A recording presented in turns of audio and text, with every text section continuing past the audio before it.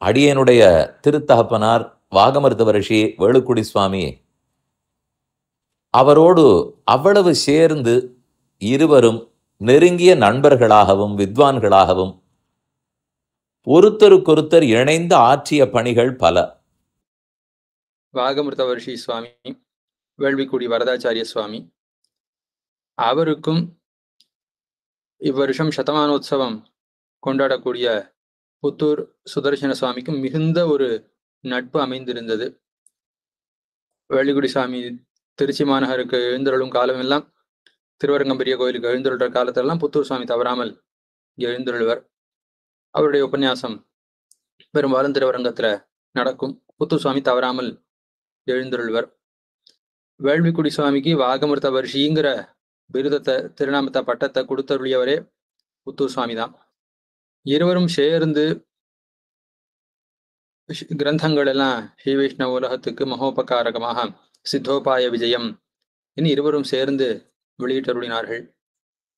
புத்தூர் சுவாமியுடைய பல கிரந்தங்கள்ல அட்டவணைகள், வார்த்தா மாலையில அட்டவணை, இதை போல பல விஷயங்கள், அதே போல ஸ்ரீவஜனபூஷணம் அரும்பதங்களோட சேர்ந்து வந்த முதல் பாகம், இதெல்லாம் புத்தூர் சுவாமியுடைய அந்த பதிப்புக்கு வேள்விக்குடி வாகமிருத வர்ஷி சுவாமி பெரிய சககாரம், துணை புரிந்து அருளினார் என்ன அதுல இருந்து பார்க்கிறோம். அதுக்கு மேல இப்பொழுது நாம் அனுபவிக்கிறோமே கீதா விவரணம், கீதார்த்த விவரண உபன்யாச மாலை.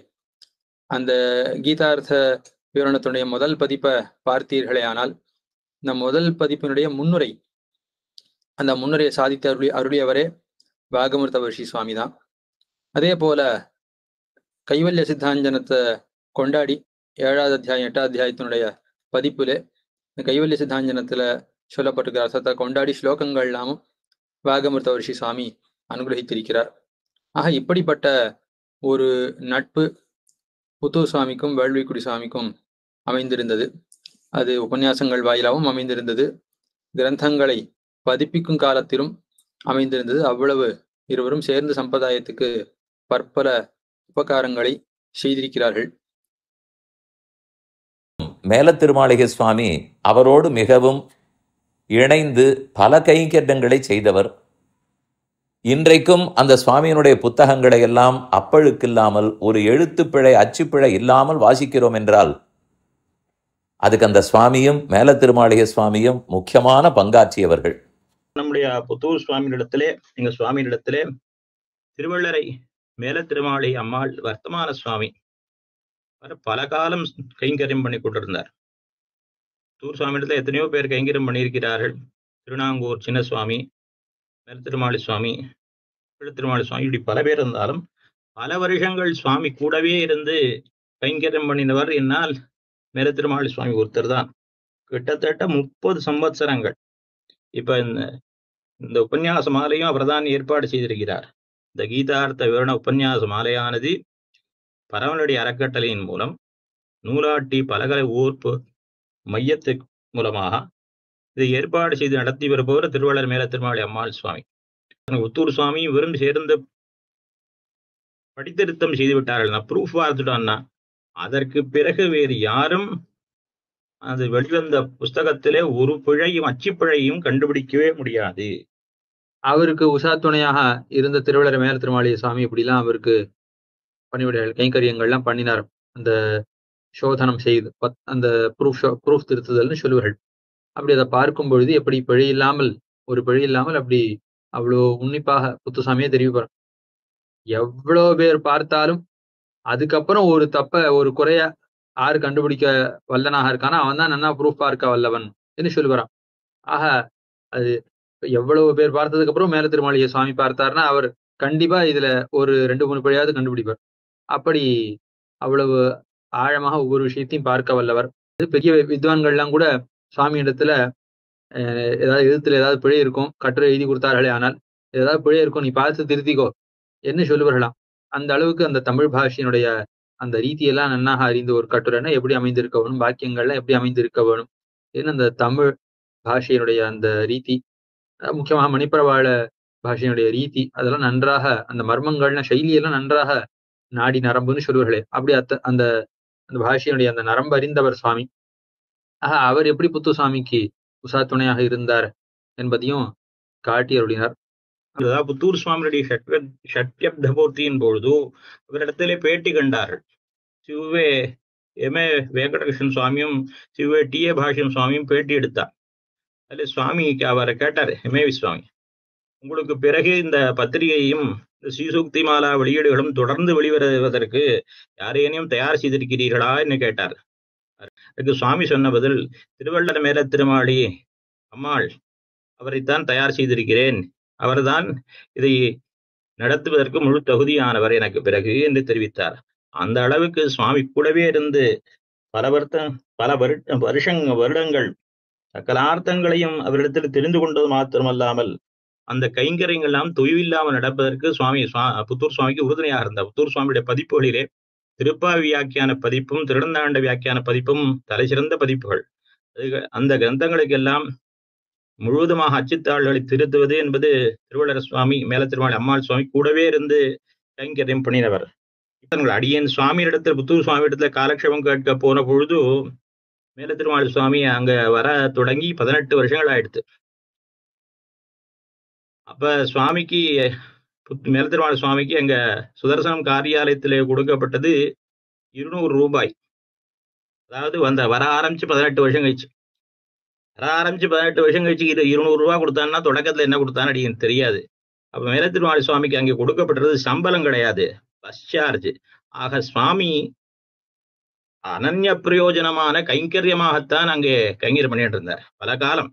அதாவது பல பேருக்கு என்ன தெரிஞ்சிருக்குன்னா, புத்தூர் சுவாமி ஐஏஎஸ் படிப்பை விட்டுட்டார், வக்கீல் தொழிலே பண்ணலை, சம்பிரதாயத்துக்காக தம்மை ஆட்படுத்தி கொண்டார் என்கிற பெருமை தெரிந்திருக்கும். ஆனாலும் அவரை போலவே மேல திருமாளி சுவாமியும் அதாவது படிப்பு முடிச்ச உடனே 21 திருநட்சத்திரத்திலேயே சுவாமி இடத்துல கைங்கரியம் பண்றதுக்காக தன் வாழ்க்கை தியாகம் பண்ணிட்டு, அதாவது தான் ஏதோ லௌகிக உத்தியோகத்துக்கு போய் சம்பாதிக்கணும் என்று நினைக்காமல், திருமாளி எந்த நிலையில இருந்த போய் இந்த நிலையில எல்லா திருமாளிகளும் அக்காலத்துல பார்த்தோமானால் இப்ப இருக்கிற நிலையில அப்ப இருந்ததுன்னு சொல்ல முடியாது. உண்மையிலேயே பெரும்பாலான திருமாளிகள் ரொம்ப செமதசையில இருந்த திருமாளிகள் தான். அப்படி இருந்த போதும் கூட ஒரு உத்தியோகத்துக்கு போகணும்னு நினைக்காமல் இந்த சம்பிரதாயத்திற்கு கைங்கரியம் பண்ண வேண்டும் என்று மேல திருமாளி சுவாமி தம்மை அர்ப்பணித்துக் கொண்டார். அதையும் உங்கள எல்லாரும் தெரிஞ்சுக்கணும். 2 பேரும் இப்படி சேர்ந்து கைங்கரியம் பண்ணினார்கள். அப்படிப்பட்ட அந்த மேல திருமாளி சுவாமி அவர் தான் இந்த உபன்யாச மாலை சுவாமியுடைய புத்தூர் சுவாமியுடைய கிரந்தங்களிலே தலை சிறந்த கிரந்தம் இந்த கீதார்த்த விவரணம் நடத்திவிட்டு, ஏன்னா சுவாமிக்கு நல்லா தெரியும். சுவாமி எழுதுற காலத்துல பார்த்தோமானால் காலக்ஷேப எப்பயோ ரொம்ப நாளைக்கு முன்னாடி கேட்டிருக்கலாம். ஆனாலும் வியாக்கியானம் எழுத தொடங்கும் பொழுதுதான் அந்த பாஷ்யத்தையும் தாத்பரிய சந்திரிகையும் ஒரு தடவை வாசிப்பார். உடனே சுவாமி டிக்டேட் பண்ண ஆரம்பிச்சிருவார். அப்படி சுவாமியுடைய இதெல்லாம் கூடவே இருந்து பார்த்த மேல திருமாளி சுவாமி இது தலை சிறந்த கிரந்தம், அதனாலே இது லோகத்திலே பரவ வேண்டும் என்பதற்காக இதிலே உபன்யாச மாலை என்று இப்பொழுது நடத்தி விடுகிறார். அடியேந்து சுவாமி பரந்த ரகசியத்தை எளிய தமிழோட எழுதணும் என் கேட்டுட்டேன். எங்க பத்திரிகையில வந்தது. சுவாமி அந்த பங்கியை சேவிப்பார், பெரிய பங்கியா இருக்கும். மகாவாக்கியம்னு மகாவாக்கியம்னா நீங்க வேற எதுவும் நினைச்சுக்க வேண்டாம், நீண்ட பங்கியா இருக்கும். அந்த பங்கி ஒரு தடவை சேவிப்பார், உடனே சொல்ல ஆரம்பிச்சிடுவார்.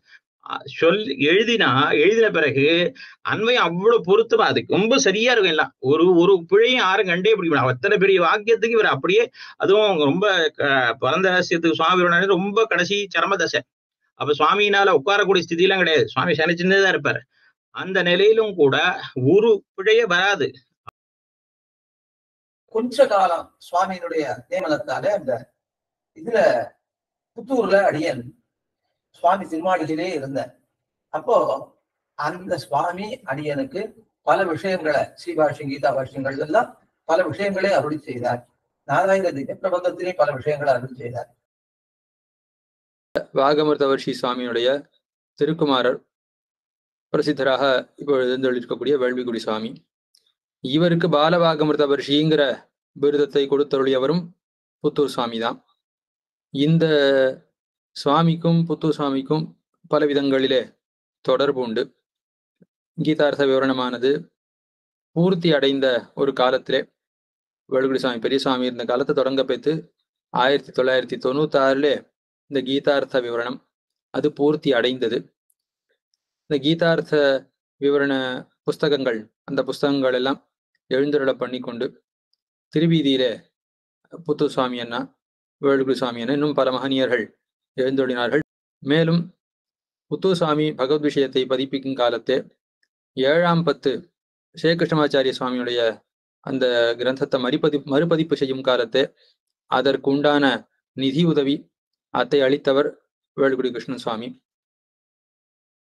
அந்த சுவாமி எழுந்தருளி இருந்த காலத்திலே நாமும் சில நாள் அவரோடு பழகினோம் என்று சொன்னால் அது அதை விட பெரிய பாக்கியம். தனிப்பட்ட முறையிலே புத்தூர் சுவாமிக்கு அடியனிடத்திலே மிகுந்த ஒரு பிரீத்தி உண்டு. சென்னைக்கு எப்பொழுது எழுந்தருளினாலும் ஏதாவது காரியமாக சென்னைக்கு எழுந்தருள்வர். ஏதோ சில வழக்குகள் இருந்தன, அதற்காக கூட அடிக்கடி சென்னைக்கு வர வேண்டிய காலம் இருந்தது. அப்பொழுதெல்லாம் அடியனுடைய குடிசையிலே வந்து தங்கி இருப்பார். தங்கி இருந்து தம்முடைய காரியத்தை எல்லாம் முடித்துக் கொண்டு அவர் தம்முடைய ஸ்ரீ கிராமத்திற்கு திரும்பி செல்வார். அவருடைய பந்துக்கள் எல்லாம் கூட பல பேர் சென்னையிலே இருந்தாலும் கூட அவருக்கு ஏதோ அடியனிடத்தில் இருக்கிற பிரீத்தி காரணமாக அடியனுடைய குடிசையிலே பல நாள் அப்படி தங்கி இருந்திருக்கிறார். அப்பொழுது அவரோடு படித்துக் கொண்டு ஏற்கனவே நான் தெரிவித்தேன், ஆச்சரியமான சில நடவடிக்கைகள், அதெல்லாம் யாரும் சொல்லவே முடியாது. எதிலையுமே அவருக்கு நோக்கம் கிடையாது. மற்றவர்களைப் போல நன்றாக பட்டுக்கரை வேற்றி உடுத்திக் கொள்ள வேண்டும், நன்றாக பளபளவென்று எப்பொழுதும் இருக்க வேண்டும் என்று அதெல்லாம் அந்த நேரத்தை எல்லாம் கூட நான் புத்தகத்தை எழுதுவதிலும் அதை பிழை திருத்துவதிலும் செலவழிப்பேனே தவிர இதற்கெல்லாம் நான் நேரத்தை வீணாக்க மாட்டேன் என்றுதான் சுவாமி சாதிப்பார். அது மட்டும் இல்ல, ஆகாரத்துல கூட அவருக்கு ரொம்ப குறைச்சல்.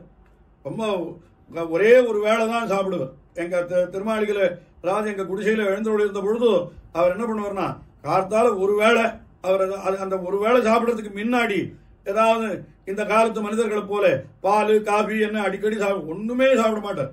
நீராகாரம் எதுவுமே சாப்பிடுறது கிடையாது. ஒரே ஒரு வேளை மட்டும் சாப்பாடு சாப்பிடுவார். ரொம்ப அவசியமானா ரொம்ப அழைச்சிட்டு வந்தாருன்னா சாயங்காலத்து வேளை ஏதாவது பலகாரம் பண்ணி கொடுத்தா அது கூட வற்புறுத்தினா கொஞ்சம் எடுத்துப்பார். அவ்வளவுதானே தவிர இந்த ஆகாரத்துல தனக்கு இது வேணும் அது வேணும் எந்த ஒரு இதுவும் கிடையாது. ரொம்ப இருக்கிறத கொண்டு வெறும் தயிர் சாதம் கொடுத்தா போறோம், எனக்கு வேற எதுவுமே வேண்டாம் என்று அப்படி தம்மை மிக எளிமையாக ஆக்கி கொண்டிருந்தவர். இது போல இன்னும் நிறைய சொல்லலாம். முக்கியமாக ஒரே ஒரு விஷயம் என்னன்னா, ஏற்கனவே ஒரு இடத்தை தெரிவித்திருக்கிறேன். அவர் என்னன்னா, சிரம பரிகாரம் பண்றதுக்கு படுத்துட்டு இருந்தாருன்னா படுத்துட்டே எழுதுவார். அது யாராலையும் முடியாது. எனக்கு தெரிஞ்ச அவர் படுத்துட்டே ப்ரூஃப் பார்ப்பார், படுத்துட்டே பேப்பர்ல எழுதுவார். பெருமாள் கோயில் பிரதிவாத பயங்கரம் சுவாமியினுடைய சதாப்தி மகோத்சவ சந்தர்ப்பத்திலே 91 நினைவு. அடி எனக்கு அப்போ 8-9 வயசு.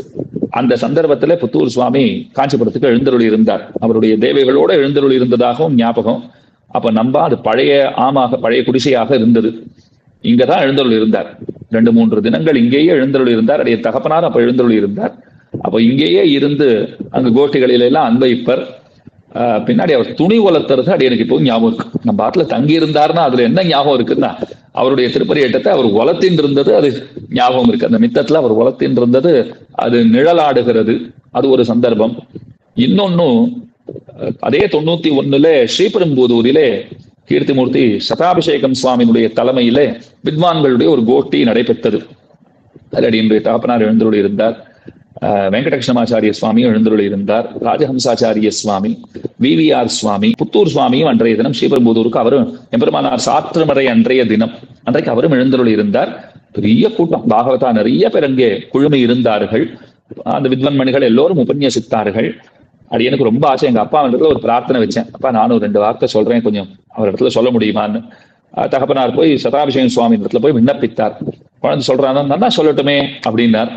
அப்ப சில வார்த்தைகள் விண்ணப்பித்தேன். அது யாரோ ஒருத்தர் படம் கூட எடுத்து கொடுத்தா ஆத்துல மாட்டி வச்ச புத்தூர் சுவாமி அடி எனக்கு நேர எழுந்தருளி இருந்து ரொம்ப ஆச்சரியமா அவர் அனுகிரகம் பண்ணுகிறார்.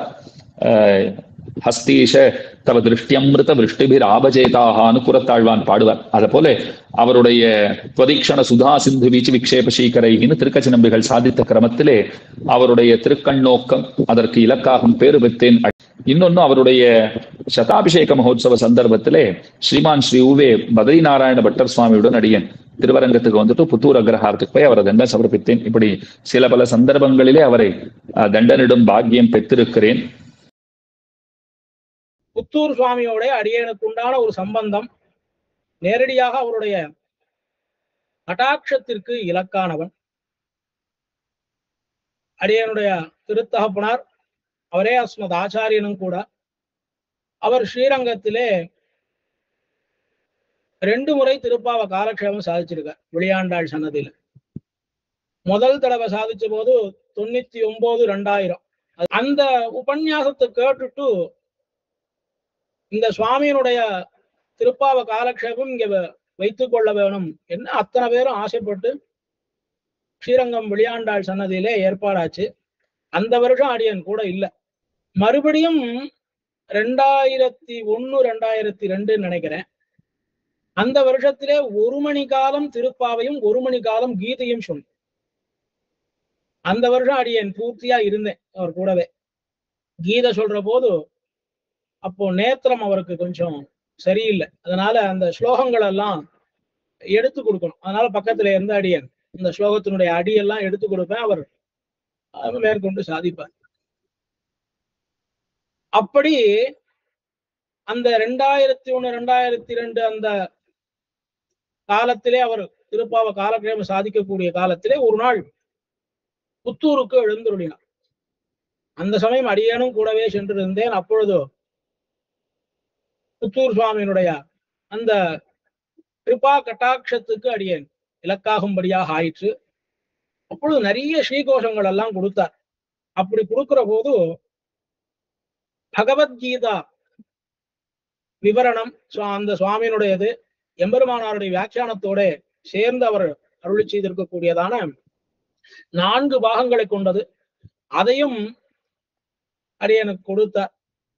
ஆக இப்படி அந்த சுவாமியினுடைய கிருபா கட்டாட்சத்துக்கு பாத்திரமாகும்படியான ஒரு பேரு அடியனுக்கு கிடைச்சு. எத்தனையோ பேர் இருக்கா, எல்லாருக்கும் அவரை சந்திக்க கூடியதோ அவருடைய கிருபைக்கு பாத்திரமாக கூடிய ஒரு பேரோ கிடைச்சிருக்கா அப்படின்னா நிறைய பேருக்கு கிடைச்சிருக்காது. அப்படி கிடைத்தவர்களிலே அடியேனும் ஒருவன் அப்படிங்கிறதுலே அடியேன் மிகவும் பாக்கியம் பண்ணியிருக்கேன் என்றுதான் சொல்லணும். 5 வருடங்களாக அந்த சுவாமியோடு கூடவே அடியேன் இருந்து ஸ்ரீ வைஷ்ணவ சுதர்சனம் சஞ்சிகைகளிலே அவருக்கு அடியேன் சலமிலா அணிலும் போறேன்னு உதவி பண்ணினேன். அது வழியாக அடியனுக்கு 2 லாபம். கிரந்தான்வயமும் ஆயிற்று. கிரந்தமும் சுவாமியுடைய திருவடிகளிலே வாசிக்கும்படியாக ஆயிற்று. சுவாமி புத்தூர் சுவாமி பிரஸ்ல அவருக்கு அச்சு கோர்ப்பது முதலான பணிகளிலேயும் அடியேன் ஈடுபட்டேன். அதன் மூலமாக அடியனுக்கு ஓரளவுக்கு ஞானம் ஏற்பட்டது. அதுபோல அதற்கு மேலே அந்த சுவாமியோடு அடியனுக்கு இருக்கக்கூடிய தொடர்பு, அந்த சுவாமி மூலமாகத்தான் அடியனுக்கு உபன்யாசக சிம்மம் என்கிற பட்டம் புத்தூர் உறையூர் தாயார் சந்ததி கமலவல்லி தாயார் சந்ததியிலே அவர் மூலமாக நேரடியாக அவர் எழுந்தருளி இருந்து அடியேனுக்கு அந்த விருதை வழங்கினார். அவர் யாருக்கு விருதை வழங்குகிறாரோ அவர்கள் கடைசி வரைக்கும் அந்த விருதை பெற்று அதிலே அன்வயமாக இருக்கிறார். சுவாமி வேலுடி வரதாச்சாரியார் சுவாமிக்கு வாக் அமிர்தவர்ஷி என்கிற பட்டமும், ஸ்ரீ வேடு கிருஷ்ணன் சுவாமிக்கு பால வாக்கமிர்தவர்ஷி என்கிற பட்டமும், ஸ்ரீமான் ஸ்ரீவிவே சதாபிஷேகம் கோவிந்த நரசிம்மாச்சாரியார் சுவாமிக்கு சாரார்த்த சொல்லழகர் என்று பட்டமும், அப்படி கொட்டு கொடுக்கக்கூடிய அந்த சுவாமியுடைய திருவாக்கினாலே அவரே எழுந்தருளி அடியேனுக்கு உறையூர் தாயார் சன்னதியிலே 30-40 வருடங்களுக்கு முன்பு அடியேனுக்கு பிரசாதித்தருளினார். அந்த கிருதஜதை அடியேன் தலையல்லால் கைமாறிலேன்.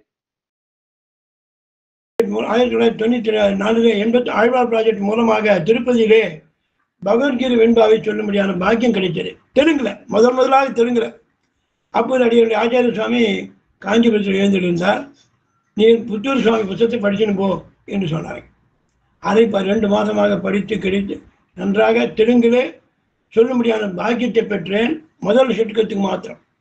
அதை உடனே புத்தூர் சுவாமிக்கு தெரிவித்தேன். அவன் கொடுத்த சம்பாவனையை கொடுத்தேன். என்ன சம்பாவனை எனக்கு எது கொடுக்குறேன்னு திருவேங்கடியான் பிரசாதம்னா வாங்கிட்டார். அது ஒரு பெரிய பாக்கியம் எனக்கு. சுவாமி 84 திருப்பதிக்கு எழுந்திருந்தார் புத்தூர் சுவாமி. நான் 78 எங்கள் சுவாமியுடைய சமாஷ்டான மறுநாளே முகூர்த்திப்படி காலட்சேபம். யார்கிட்டையும் புத்தகம் நாங்கள் 4 பேர் உட்கார்ந்தோம்.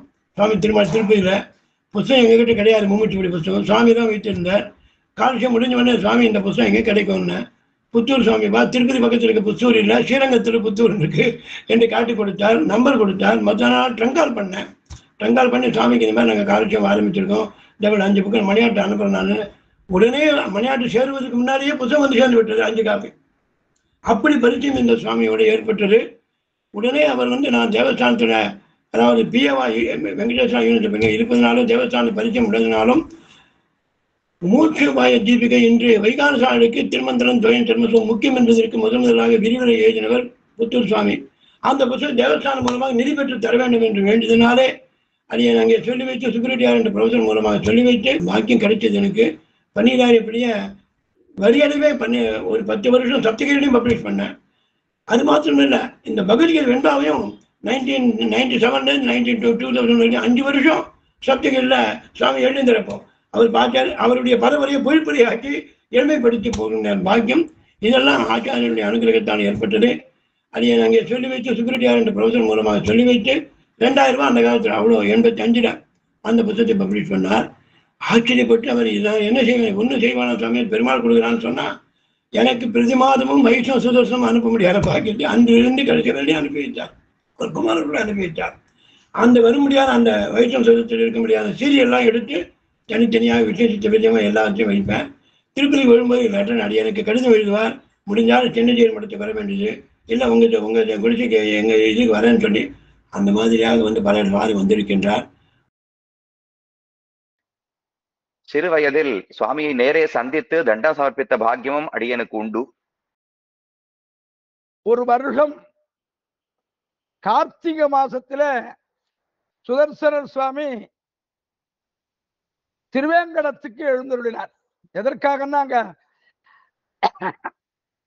பாடசாலையில ஒரு பெரிய சமாவேசம் ஏற்படுத்தி திருமதஸ்தாலையும் அந்த இடத்துல வரவழைத்து அவர்களுடைய உபன்யாசங்களை ஏற்பாடு பண்ணினார்கள்.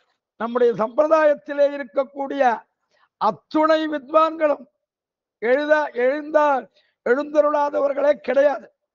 அந்த கிரமத்திலே சதாபிஷேகம் சுவாமி, பாகவதி சுவாமி, புத்தூர் சுவாமி, அப்போ திருவண்ணாங்கூர் பெரிய சுவாமி, அவருடைய திருத்தம்பியார், எல்லாரும் பெரியோர்கள் அத்தனை பேரும் எழுந்தருளின அந்த சமயத்திலே நம்முடைய புத்தூர் சுவாமிக்கு கீதையின் செம்மை பொருள் என்கிற தலைப்பிலே ஒரு உபன்யாசமானது ஏற்படுத்தப்பட்டது. அங்க கீழ் திருப்பதியிலே நம்மாழ்வார் சன்னதி, அதை இப்போ மியூசியம்னு சொல்றா, அந்த இடத்திலே உபன்யாசம் ஏற்படுத்தப்பட்டது. அப்போ ஒரு 2 நாளுக்கு முன்னாடியே சுவாமி திருவேங்கடத்துக்கு எழுதிட்டார். அங்க எல்லாரும் வரா, இந்த சமயத்துல கலந்து பரிமாறலாம்னுட்டு 2 நாளுக்கு முன்னாடியே எழுதிட்டார். எங்க சுவாமியுடைய திருமாளிகள் தான் திருப்பதி சுவாமியுடைய திருமாளிகளே தங்கினார். வாசல் திண்ணையிலேயே சுவாமி சயனிச்சுருவார். அவருக்கு ஒன்றும் தனியா ஒன்றும் தேவையில்லை, வாசல் திண்ணையிலே படுத்துட்டு இருப்பார். சுவாமிகள் எல்லாரும் கலந்து உட்கார்ந்து அந்த திண்ணையில உட்காந்து பேசிட்டு இருப்பான். அப்போ கிருஷ்ணவாச்சார சுவாமி இந்த கீதையினுடைய வியாக்கியானங்கள் வந்துட்டு இருக்கு, அதை பத்தி கேட்ட உடனே அப்ப சுவாமி ஒரு வார்த்தை, புத்தூர் சுவாமி ஒரு இடத்த சொன்னார், இவ்வளவு ஆராய்ச்சி பண்ணி இதையெல்லாம் தேவரீர் எழுதுவதற்கு காரணம் யார் அப்படின்னு கிருஷ்ணவாச்சார சுவாமி இந்த வார்த்தை கேட்டார். கேட்ட உடனே அடியனுடைய நித்த ஸ்மரணையிலே இருக்கக்கூடிய மகான் சிவே கோடியாலம் ரங்கநாதாச்சார சுவாமி அந்த கீதையினுடைய செம்மை பொருளை ரொம்ப அழகாக அந்த இடத்துல ஒரு 3/4 மணி நேரம் தான், ஆனால் சொல்ல வேண்டிய விஷயங்கள் என்னென்னவோ அத்துணையும் விடாமல் தெரிவித்து எல்லோருக்கும் சந்தோஷத்தை உண்டாக்கும் விதமான உபன்யாசமாக அது அமைந்தது. நம்முடைய சுதர்சனர் சுவாமி இருக்காரே, வக்கீல் சுவாமி, பரத்வம், அவருடைய மேன்மை பரத்வத்தை நிரூபிக்க கூடியவர். எப்படி அந்த இடத்துல பெரிய ஆழ்வார் விரைந்து கிழி அறுத்தாரோ, வேண்டிய வேதங்களோதி விரைந்து கிழி அறுத்தார் என்று பரத்வ நிர்ணயத்தை சுவாமி பண்ணாத கிரந்தங்களா, அவர் எழுதாத கிரந்தங்களா, அவர் ஒரு என்சைக்ளோபீடியா மாதிரி எப்ப பார்த்தாலும் வாசிண்டே இருக்கிறது, எழுதிண்டே இருக்கிறது. அவர் திருமாளிகளவே சேவிக்கிறச்சே பார்த்தா அந்த எப்பவுமே அவர் இருக்கிற ரூம்ல ஒரே சுத்தி கிரந்தமாவே இருக்கும். ஏதோ ஒரு வாசிக்கிறது, எழுதின்னு இருக்கிறது, அதற்குண்டான மொழிபெயர்ப்பை சொல்லிட்டு இருக்கிறது. நம்மெல்லாம் எப்பயாவது உபன்யாசம் வரைச்சே கிரந்தத்தை திருப்பலாமான்னு பார்க்கிறோம். இந்த சுவாமிக்கு என்னன்னா, அது எப்பொழுதும் இதே சதா சர்வ காலம். அப்படிப்பட்ட பெரியோரை சேவிக்கிற பாக்கியம் அடியனுக்கு பல முறை கிட்டி இருக்கிறது.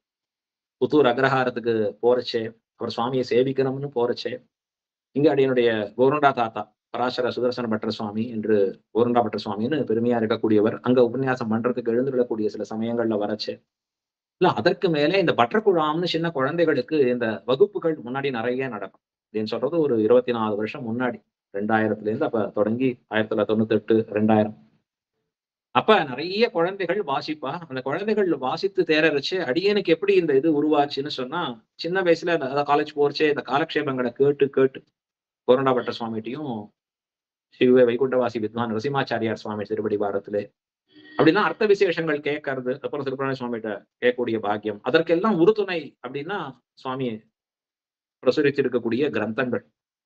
எங்க தகப்பனார் ஏதோ பிரைஸ் வாங்கி வச்சிருந்தார், அந்த கிரந்தம் திருப்பாவை அடியன் காலக்ஷேபம் கேட்கறதுக்கு உபயோகமா இருந்தது உடையவர் சந்தையில சுவாமி இடத்துல.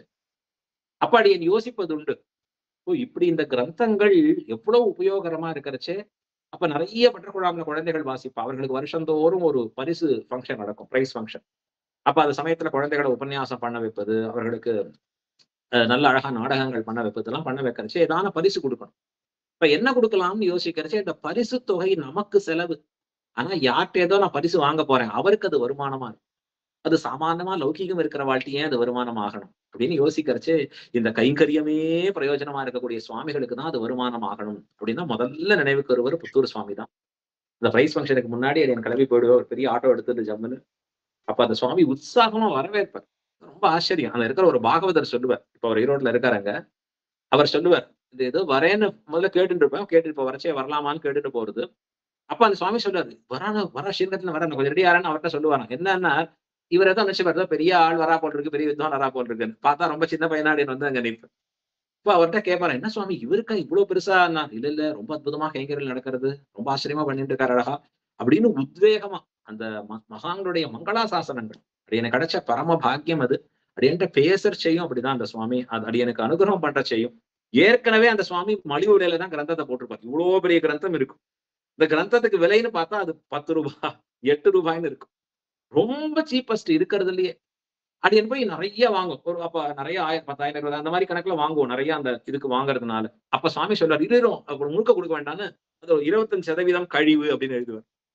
என்ன சுவாமி ஏற்கனவே இது குறைச்ச விலையில தான் இருக்கும்படியா இருக்கு. இல்ல இது ஒரு சத்தான காரியத்துக்கு போறது சத், அதனால இதுக்கு இப்படி இன்னும் குறைக்கணும். அந்த மனசை நினைச்சு அந்த திருவுள்ளத்தை நினைச்சு அப்படியே பூரித்து நிற்பேன். ரொம்ப ஆச்சரியம். அடியனுடைய உபன்யாசம் அங்க ஏற்பாடு பண்ண வச்சு சுவாமி அருகில் அமர்ந்து கேட்டதும், இங்கே சுவாமியை புறத்தாசனதிக்கு எழுந்துரைக்கும்படியாக ஒரு பாக்கியம் கிடைச்சது. அப்ப அடியன் சுவாமி பண்ணணும், குழந்தைகளுக்கு எல்லாம் அனுகிரகம் பண்ணணும் சொல்லச்சு. நான் ரொம்ப எழுதுறவன் தான், நமக்கு பேசலாம் வராது. இன்னும் அவர் சொன்னது அப்படியே நிலவு இருக்கு. எப்போ அப்படியே சிரிச்சுட்டே தான் சொல்லுவேன். ஒரு சாத்விகமா சுவாமி சொல்லக்கூடிய திருவாக்குகள் இதெல்லாம் பல பரிமாறி நின்றோம். சுவாமி என் நெஞ்சென்னும் சுவர் வழி எழுதி கொண்டேன். இந்த மகான்களோட கலந்து பரிமாறி இருக்கக்கூடிய தன்மையை அடியன் ரொம்ப சிறிய ஞானத்தை அறிவிலின்னு சொல்லணும். இந்த சுவாமியை பார்க்கறச்சு அத்தனை விசேஷங்களை கொட்டி தீர்த்தவர், நம்ம சம்பிரதாயத்துக்காக அத்தனை அனுகிரகம் பண்ணிருக்கக்கூடிய புத்தூர் வக்கீல் சுவாமி அடியேன் திறத்திலேயும் பேரன்பு பூண்டவராக இருந்தார்னு சொன்னா, பாவினி என்று ஒன்று சொல்லாய் நம் பையன் என்னால் அப்படின்னு சொல்லபடியா நம் பையன்னு அப்படி அந்த சுவாமியும் கொண்டாடும்படியாக ஒரு பாக்கியம் பெற்றதே அடியனுக்கு கிடைச்சிருக்கக்கூடிய பரம பாக்கியம்.